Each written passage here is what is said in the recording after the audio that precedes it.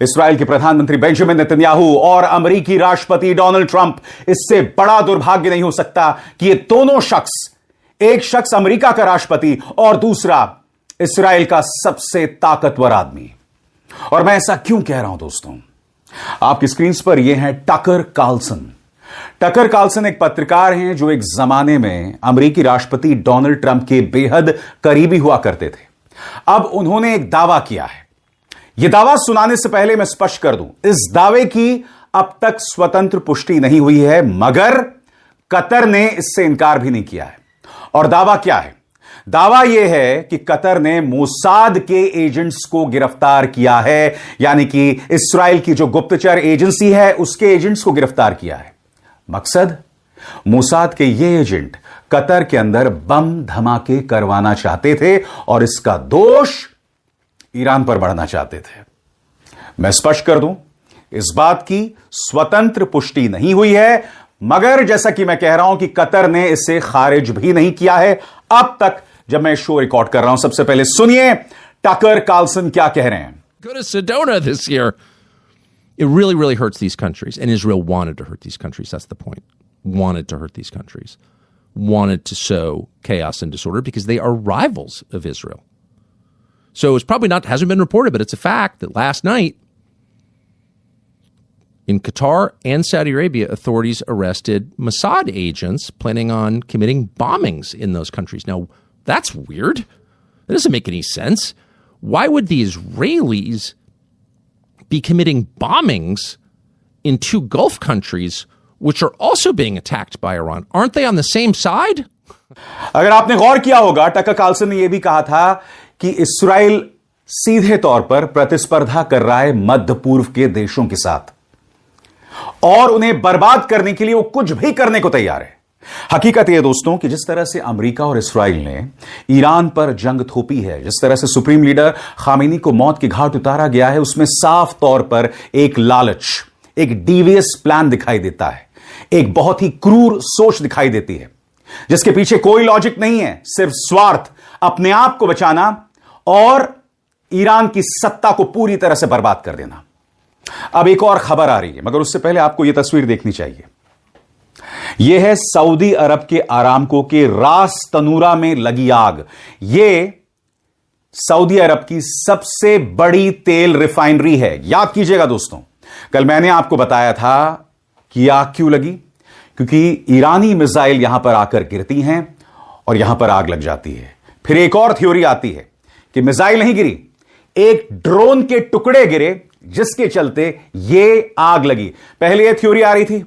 क्या आप जानते हैं, तस्नीम न्यूज एजेंसी अब यह दावा कर रही है कि सऊदी के अरामको में जो आग लगी है, रास तनूरा में जो आग लगी है, वो आग भी इस्राएल ने लगवाई। सबसे बड़ी बात, एक बार फिर इसकी स्वतंत्र पुष्टि नहीं हुई है। नंबर 2, इसे खारिज नहीं किया सऊदी अरब ने, खारिज नहीं किया है सऊदी अरब ने। तस्नीम न्यूज एजेंसी क्या कह रही है, स्वतंत्र न्यूज एजेंसीज क्या कह रही हैं, पूरी जानकारी अब आपके स्क्रीन पर आ रही है दोस्तों, गौर फरमाइए।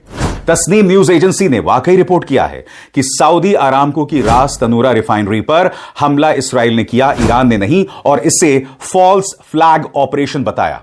लेकिन ध्यान देने वाली बात क्या है, तस्नीम क्या कह रहा है? तस्नीम ने एक जानकार सैन्य स्रोत के हवाले से दावा किया कि हमला इस्राएल ने किया ताकि ध्यान ईरान पर डाला जा सके, इसका दोष ईरान पर मढ़ा जा सके।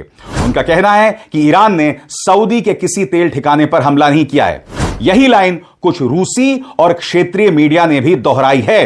अब आपके जहन में सवाल होगा कि इस घटनाक्रम को लेकर, तस्नीम के इस दावे को लेकर बाकी रिपोर्टिंग क्या कह रही है, गौर फरमाइए।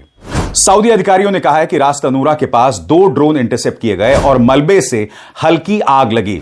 सऊदी ने अभी तक सार्वजनिक रूप से किसी देश का नाम नहीं लिया है। कुछ अंतर्राष्ट्रीय मीडिया ने शुरुआती रिपोर्ट्स में इसे ईरान की जवाबी कार्रवाई से जोड़ा, लेकिन यह मीडिया की अटकलें थी, सऊदी का आधिकारिक आरोप नहीं था। ईरान के अधिकारियों ने साफ तौर पर इंकार किया है कि उन्होंने सऊदी तेल ठिकानों को निशाना बनाया है। यहां पर 2 चीजें साफ तौर पर उभर कर आ रही हैं। नंबर 1, सऊदी ने किसी पर दोष नहीं मढ़ा, जबकि सऊदी अरब ईरान से नाराज है। इनफैक्ट याद कीजिएगा, इसी मंच पर मैंने वो आपको जानकारी दी थी कि किस तरह से मोहम्मद बिन सलमान लगातार डोनाल्ड ट्रंप को फोन कर रहे थे, ईरान पर हमला करो, हमला करो, हमला करो। बड़ा प्रश्न, अगर ईरान ने आरामको पर हमला किया होता, तेल रिफाइनरी पर हमला किया होता, तो क्या वो ईरान पर दोष नहीं मढ़ता? और उससे भी बड़ी बात, ईरान इस जिम्मेदारी से क्यों बचेगा? जो उसने किया है वो उस बात को स्वीकार करेगा ना। अब जो तस्नीम कह रहा है कि इसके पीछे इस्राइल का हाथ है, इसे जोड़कर देखिए टकर कार्लसन ने थोड़ी देर पहले क्या कहा था कि कतर में मोसाद के एजेंट्स की गिरफ्तारी हो रही है। वो मोसाद के एजेंट जो कतर में बॉम्ब ब्लास्ट करवाना चाहते थे ताकि ईरान पर दोष मढ़ा जाए। ये पूरी कड़ी अब आपस में जुड़ती हुई दिखाई दे रही है।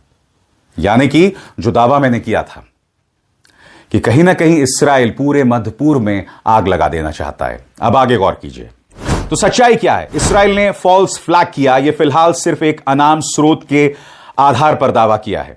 इसके समर्थन में अभी तक कोई सैटेलाइट तस्वीर, हथियारों का फॉरेंसिक सबूत या सऊदी, अमरीकी, इस्राइली आधिकारिक बयान सामने नहीं आया है। मतलब तस्नीम का दावा सच में रिपोर्ट हुआ है, लेकिन अभी यह पुष्टि रहित और राजनीतिक रूप से संवेदनशील आरोप है। इसे स्थापित तथ्य नहीं माना जा सकता। यह अपने आप में बहुत ही ज्यादा रहस्यमय हो रहा है दोस्तों, बहुत ज्यादा रहस्यमय हो रहा है। अगर यह बात सच है तो इसके पीछे की थ्योरी क्या हो सकती है? कहीं ना कहीं इस्राइल तमाम खाड़ी देशों को भड़का रहा है। मकसद ये भड़क जाएं, चाहे कतर हो, सऊदी अरब हो, यूएई हो, और ये लोग फिर इस्राइल और अमेरिका की मदद करें और ईरान पर हमला बोलें। यानी कि कहीं ना कहीं अगर तस्नीम की ये थ्योरी और जो बात टकर कार्लसन ने कही है वो सही है, तो उसका क्या मतलब है? इस्राइल जमीन तैयार कर रहा है, तमाम खाड़ी देश जो हैं वो ईरान पर हमला करें, मगर अब तक किसी खाड़ी देश ने हमला नहीं किया है। क्या इसका मतलब यह लगाया जाए कि कहीं ना कहीं खाड़ी देश ये समझ रहे हैं कि इसके पीछे क्या चल रहा है? हालांकि इस मंच पर मैंने उनकी कायरता का जिक्र अक्सर किया है और यह बात एक हकीकत है। हकीकत यह है कि एक तरफ कायरता है और दूसरी तरफ ऐसा लग रहा है कि हर गुजरते दिन के साथ डोनाल्ड ट्रंप का मानसिक संतुलन बिगड़ रहा है। जी हां, 4 अमेरिकी सैनिक मारे गए हैं और डोनाल्ड ट्रंप प्रेस कॉन्फ्रेंस करते हैं और अपने पर्दों की तारीफ कर रहे हैं। ये सुनहरे पर्दे मैंने लगाए, ये बॉलरूम मैंने सजाया। मैं आपसे पूछना चाहता हूं, या तो ये व्यक्ति इस कदर अहंकारी है कि इसको परवाह नहीं है कि मारा गया अमेरिकी है या ईरानी है, और ऐसे में इस व्यक्ति का एक भी दिन अमेरिका का राष्ट्रपति बने रहना दुनिया के लिए खतरनाक है, अमेरिकियों के लिए खतरनाक है। अब देखिए क्या नाटक किया जा रहा है। ये अपने पर्दों की तारीफ कर रहे हैं हजरत। सुना जाए। See that nice drape? When that comes down right now, you see a very, very deep hole. But in about a year and a half from now, you're going to see a very, very beautiful building. And there's your entrance to it right there. In fact, it looks so nice, I think I'll save money on the doors